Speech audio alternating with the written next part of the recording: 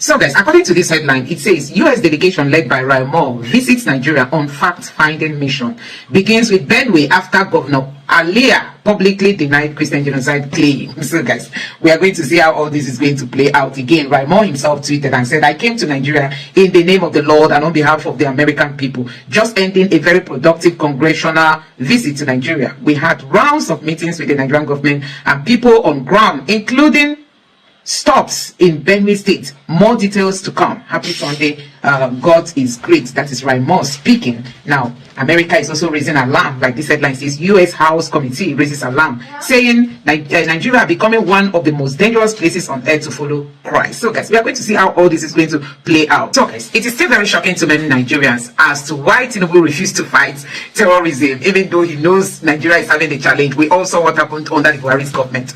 As Tinubu came in, he sat on the list that was given to him.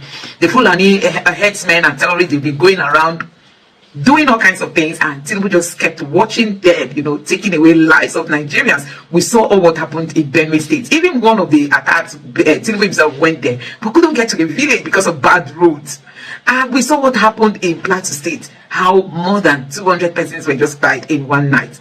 Nigerians are still wondering, what is Tinubu's calculation that made him keep quiet over the constant spying of people in Nigeria? Now, the same question is Mr. Okechukwu asking, and I'm going to allow you to take a look at some of the things he has said in this video. How the North is just terrorizing the country and nobody is standing up to the Northerners. I mean, nobody's calling them out. You have heard some of their governors coming out to say, oh, not all bandits are bandits. Some of them are advocating for repentant Boko Haram. Some of them are advocating for, having dialogue with terrorists and bandits and all that. That means the North is gradually accommodating terrorism. It's now like a culture. It's now part and parcel of Nigeria, provided the religion, the Islamic religion, spreads in Nigeria. Anyway, let me allow you to take a look at what Mr. Okechukwu said in this video. Take a look.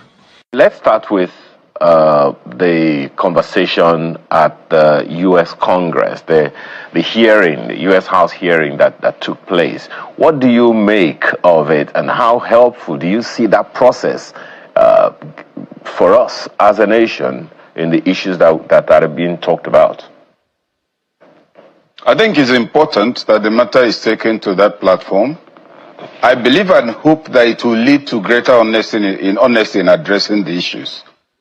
Can you hear me? We can hear you. Please go ahead. Okay, so that there might be greater honesty in addressing the issues because two things on the table. You've raised the issues, you've taken it at a very big platform. My question, first of all the relevant factors brought into all of this? And let me move to an angle clearly you'll not be expecting me to come from. Are you aware of the impact of the global arms trade on what is going on in Nigeria and other parts of the world? So there are other variables that are not taken into consideration, but the beauty of that engagement is that it's now possible for all stakeholders, global and national, to make their views and submissions, to come across on a platform that will be believed to be credible. I think is a step towards a solution. On whose side that solution will tilt, we can't say. But I'm glad that happened. The angle of global arms trade that you talked about just reminded me of the previous efforts we have made as a nation to, as they say, follow the money, particularly in terms of the small arms and ammunition, spread all over the nation, and the attempts that have been made to mop up. It questions one thing only: whether or not we were sincere about the process and whether or not we sustained it. Otherwise, the question continues to be asked, and I'm not sure how much of that you saw play out yesterday. How do these non-state actors, these enemies of state, we can call them, get these arms? Where are they coming from? Do you think there is an end to this issue if we are unable to track that? No, Ayo, seriously. I mean, let's get real.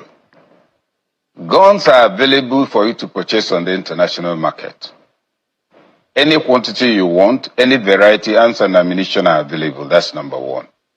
Number two, when you speak of mopping up small and medium arms, particularly small arms, if you have a pistol, please tell me why you will go and surrender it, knowing that you're not secure. So these are things that don't drive the solution we're looking for. There is no surprise in how people get arms. As you are there in Lagos now, if you want to, we want a pistol, a Mossberg, which is a pump action, or a Jivam sporting rifle, which is a French product, you can get it in less than 48 hours. Smuggling is taking place. So I don't see the element of surprise at all as, of where it's coming from as part of what should even be a conversation. Guns are readily available.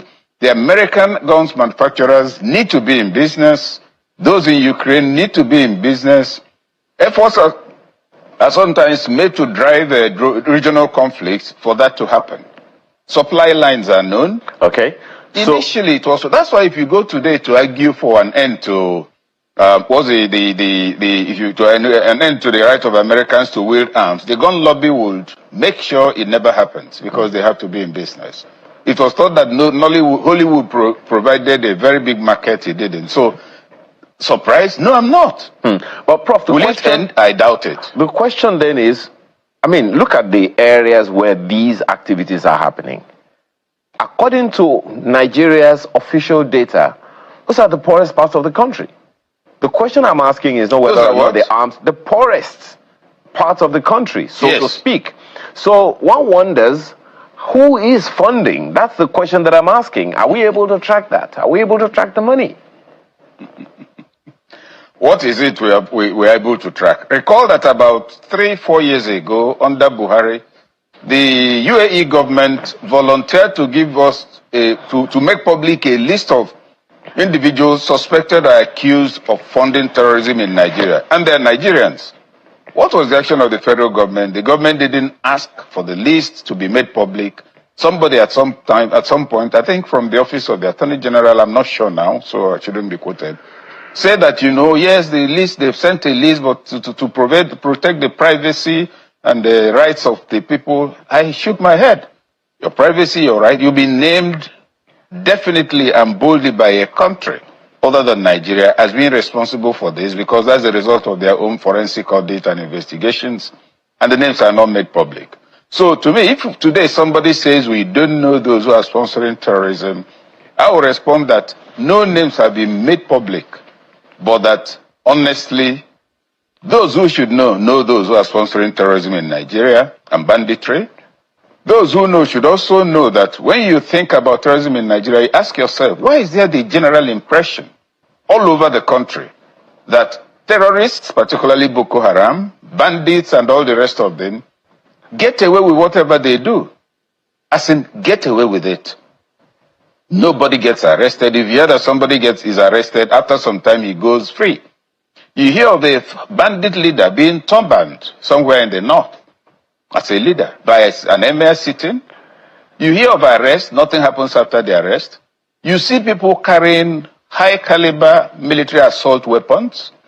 You see a 17, 18-year-old boy following a number of cows, and he's wielding an AK-47 freely in public.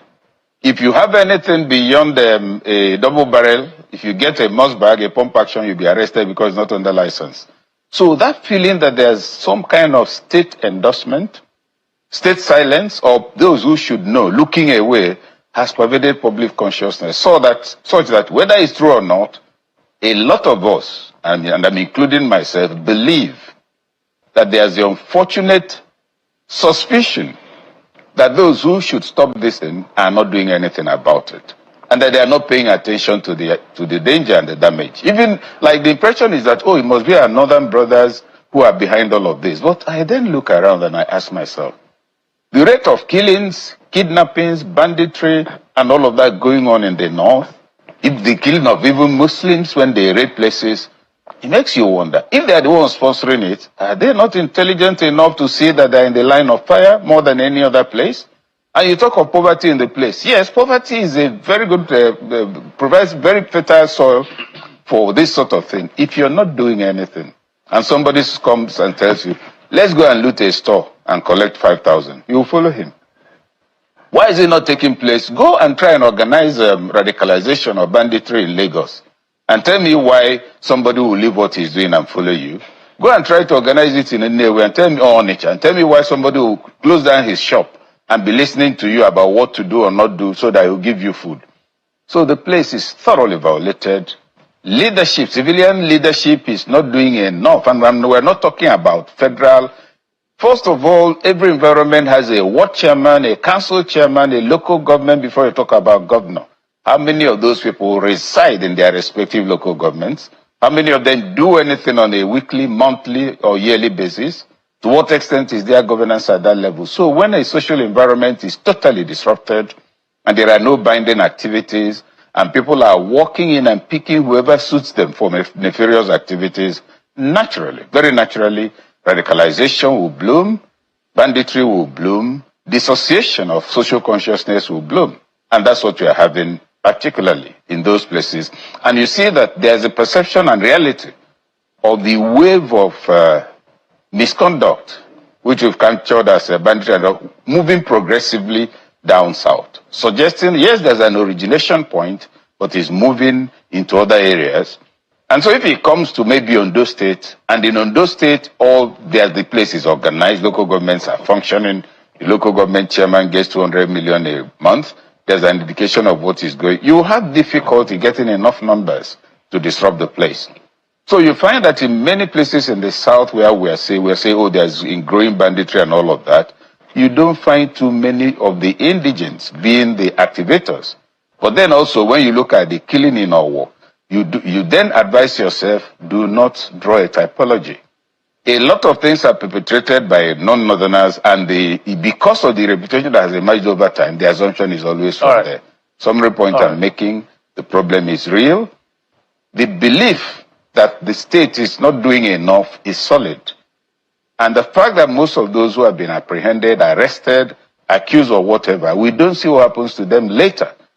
And the deliberate denial too of some of what is happening in the Middle Belt in particular, where we know villages where people have been wiped out actually. Whether they're all Christians or all Muslims is another matter. But there are places that can be mentioned with specific names where people were killed and what do you call it? Those who killed them did not leave the place, but began to stay there for some time. Whether they are still there, I do not know. So let's not hide the facts or deceive ourselves. All right, Prof. Just before we let off these issues around the hearing and get to politics, which I would like you to comment on, one of the things that Oge Onobugo, the Senior Fellow and Director, African Program, spoke yesterday, I would like to read exactly what she said. He said, if Trump administration proceeds with unilateral military action in Nigeria, it could endanger Christians it aims to protect and worsen divisions along religious lines. She was explaining the complexity, and framing it in one narrative may be skewed, may be wrong, even though she's not denying the fact that there's targeted Christian killing. So from what I heard and what we know, not that she has to tell us, we already know this. Some is driven for economic reasons, some is pure criminality, some people just want to Islamize some parts of Nigeria. It's as clear as crystal. So the argument of the federal government is not a state-sponsored agenda, it's the terrorists and extremists who are making a mess of the religion. So what do you make of our statement? Naturally, when Trump made that statement, I wasn't particularly bothered. I noted two things. Trump is not a Nigerian, so he could only have been acting on information given to him. Some Nigerians went to make representations on the plight of Christians from the perspective they saw it. Then media reports from Nigeria were also referenced to lead to Mr. Trump making a statement on invading Nigeria. Her point should be understood. Number one, Donald Trump cannot invade Nigeria just like that, because assuming he invades Lagos or he hears it's happening in Maiduguri and he invades Maiduguri. Now, will Christians and Muslims be having different labels such that when you want to shoot, whether from the air, you know that this is a Christian, a Muslim, you should kill him and protect a Christian. Or when you come in from the sky. So that's what you call a maximalist statement when an issue is brewing and you want to engage. When you take that extreme position, then conversations will begin. Some people will come and say, oh, no, it's not like that. There is no question of him coming to bomb Nigeria. That's not how it works. You can speak of selected action. So that was an extreme position we must put aside and look more substantively at issues. He expressed concern. deliberately, definitely, and that should caution us to say, look, the nonsense going on here has attracted enough attention, enough external campaign for a country like America to say, look, there's something wrong in this country, we should do something about it. It's for us to show there's nothing wrong. And the only way to show there's nothing wrong is to remove the things they are complaining about. Make banditry disappear, we won't talk about it. Clean out Boko Haram, we won't talk about it. Prevent the capturing of our girls who represent the future of this country, we won't talk about it. Allow people travel safely on the road without being kidnapped, we won't talk about it. So for as long as those things are happening, there is no amount of foreign visit, showing how wonderful we are on television or anywhere, it won't solve the problem. But the other truth of the matter, responding to Trump, is that every nation has its sovereignty. Right. You cannot unilaterally invade a nation without consultation.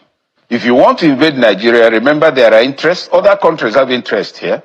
And that invasion or threatened invasion, don't forget the international economic angle too. Nigeria has lithium now and is being confirmed to be in large quantity. It's mostly China that's benefiting from it, if you ask me. I remember one of the first countries to disagree with Trump was China. So there are so many variables on the table. America does not waste one bullet if it also has no interest to gain. But the summary point is that if they are saying bad things about us, and it's happening, what they are saying, they can point to it happening here, is for us to ask ourselves, what are we getting wrong? Not just that, what should we do to make this not to happen again? For it to disappear, not for us to whitewash it. Arguing back is not the same thing as removing the problem. What needs to happen is that the problem needs to be eliminated. We're unsafe, no question about that. It can be captured from various perspectives, as you have said. Granite sellers may even say that a targeted demographic group.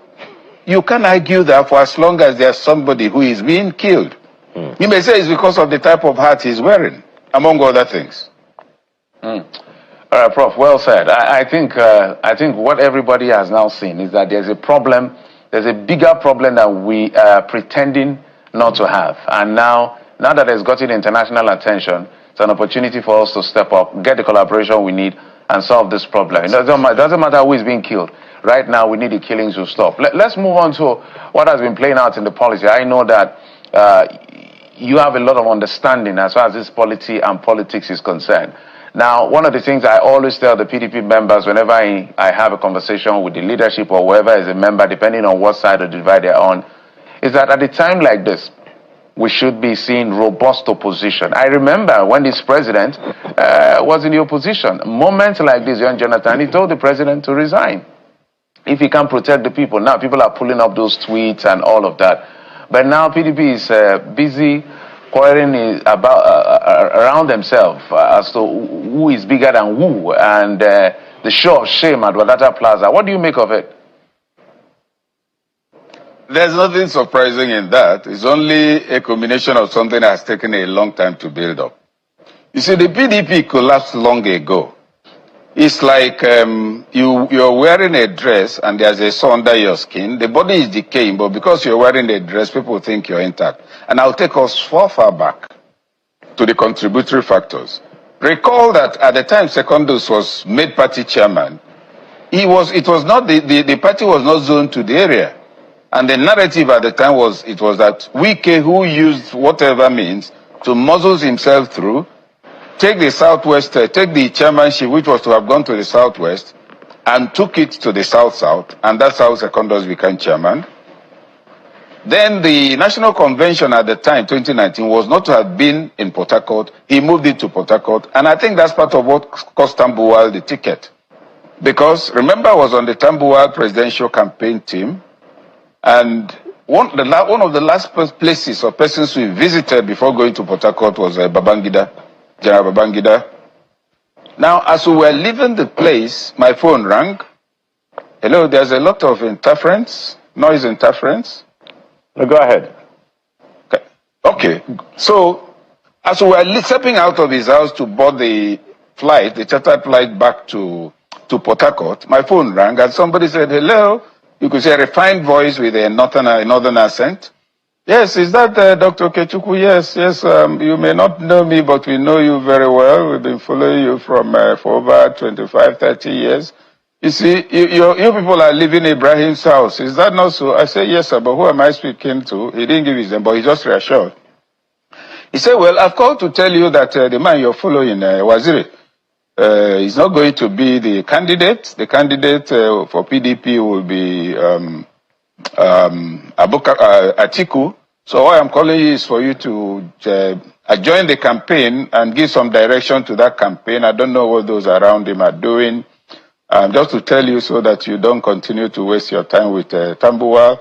I said, that's not how it works. That's the candidate I believe in. He was a fantastic speaker and all of that. He managed things well. He's younger and cool. The man said, well, I don't know. They told me what they're saying about you is true. They said that you're like that. When you believe in something, that's the only thing you follow. But, and all of that. So that conversation went on. And we got to Port Harcourt and actually Tambuwal was clobbered in the primaries. And what stuck with me in his comment was that, look, there's no one really supporting your candidate. It's only Wike that's pushing him up. Dr. Okechukwu, ask yourself, Wike and Tambuwal, who are they? Who were they 10 years or 15 years ago? And he uses this expression, they are just small boys, trailer will run over them. So I want you to move out of that, is their foolishness. He took party chairmanship. He went and put the primaries in his backyard, and now you think he'll be allowed to produce the presidential candidate? Who is Wike? These are small children. Wind will blow them away. So I want you to leave the... Of course I didn't. Now, what point am I making with all of that? Wike has been a factor in some of the most important crises in that party for a number of years now. Remember Bode George's reaction to all of that. Now the election came. The primaries came and went. The next primary after that damaged the party further, because in that primary, Atiku was said to have been to have Ekweremadu as his running mate. It was all over the place.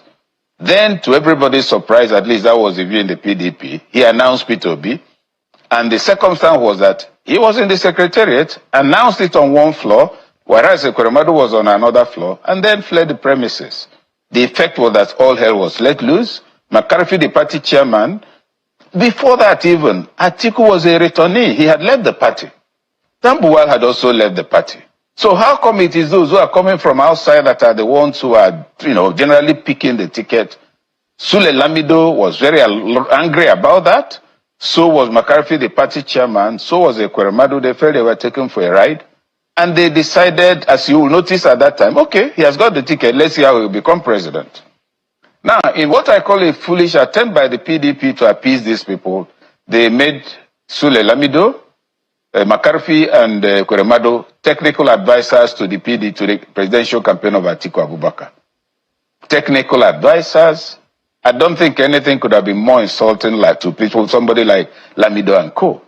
And so that's why you notice nobody really was involved in that election of Atiku that he lost with Peter. And think back to the profile of the PDP in campaigns. Remember the Obasanjo days when Audu Obe was chairman? The PDP had 3 solid campaign trains. Audu Obe led one to different parts of the country. Atiku as vice president led another train of campaign. And Obasanjo the same.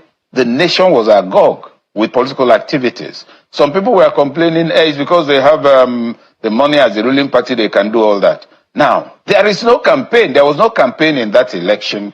Even that of the APC, there was also no campaign. You just call a rally. People will gather in the stadium. The sun will beat them until they are calling on their ancestors for protection. After 6 hours of standing there, people will come in Agbada, shout, whatever party it is. They are quite too tired and hungry to say power, but you believe a campaign has taken place. Unaware that many of them came just to collect whatever money and then the t-shirt they will use. So, bringing all that together, there is no surprise in what is going on at the party right now, because if it was a political party, Nyesom Wike should have been expelled right immediately after.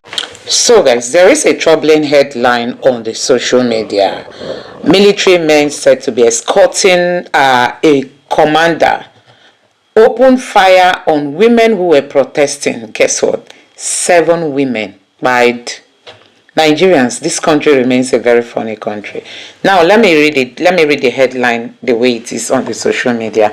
It says 7 women died as soldiers escorting Brigadier Commander open fire on protesters in Yola. At least 7 women have been killed after soldiers escorting 23 Brigadier Commander Amecha, who allegedly opened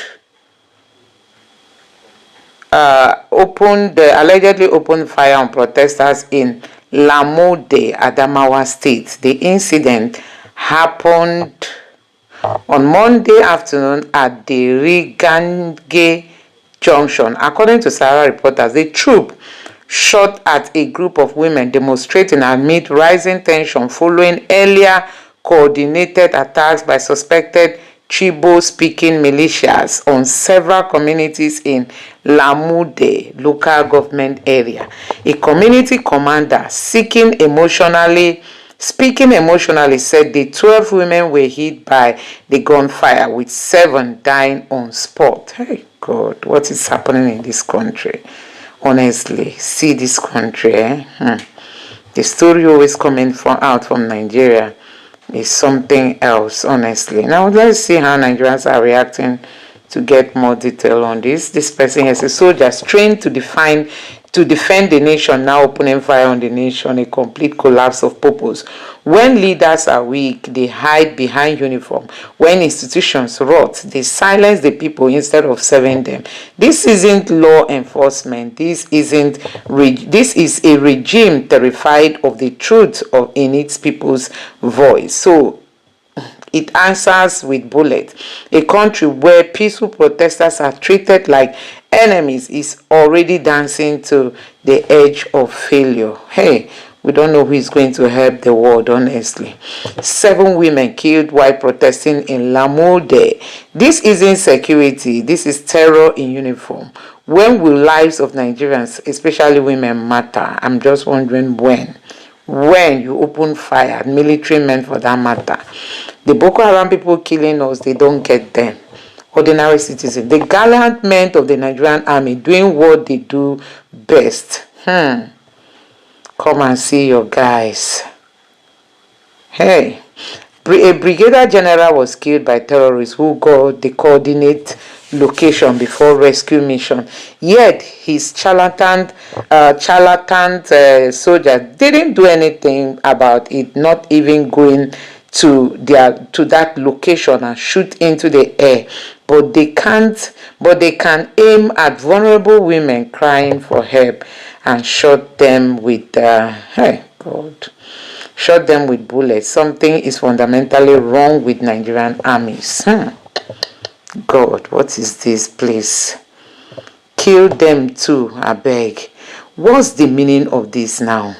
You all worship and praise this army personnel and then insult the police who could have dispersed this crowd without casualty.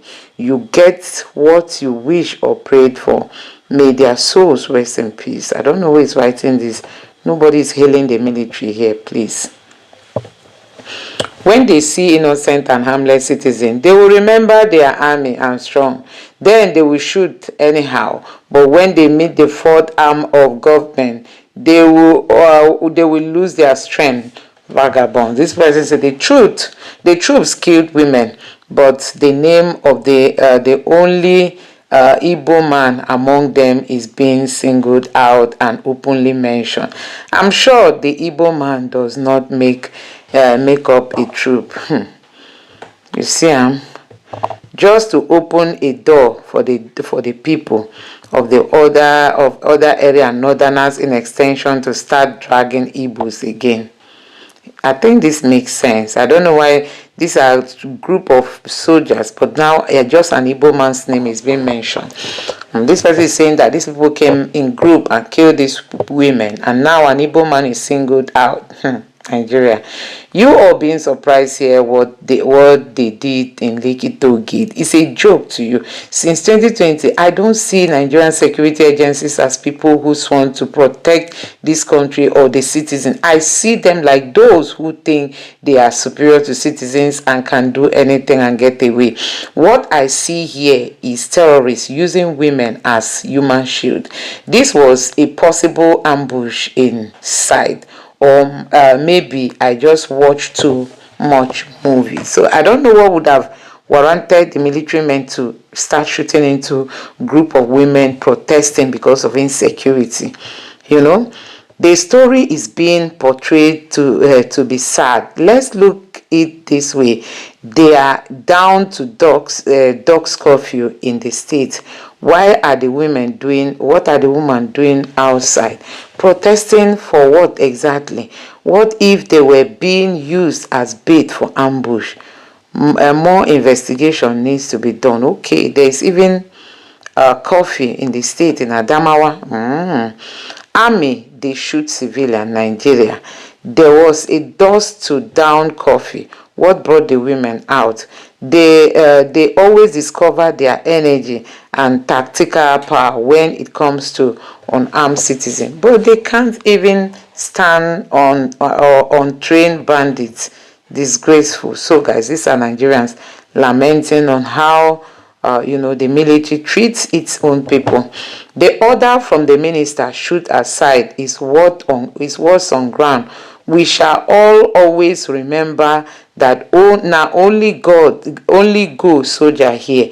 As you they avoid bandits and kidnappers, make you they avoid soldiers. So shey no be same soldiers wey no fit secure its general from bandits. Why you all claim superior to unarmed civilian? Nigeria is a joke country that needs to be studied. Tinubu can only initiate tax to its citizens, but can't give them guarantee of security. Honestly, I don't know how Tinubu is even going to collect this tax when insecurity is ravaging the country. They deliberately shot at the women, killing 7 of them, but will never pull the trigger on terrorists, but rather negotiate with them. At this point, I hold no pity for fallen soldiers at all.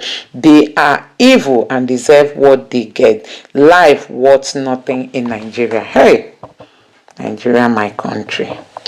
This country is gradually falling.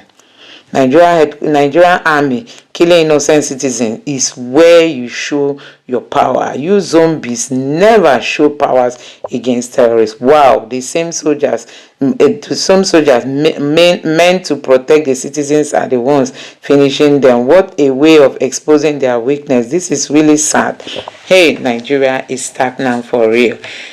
So guys, you have seen it.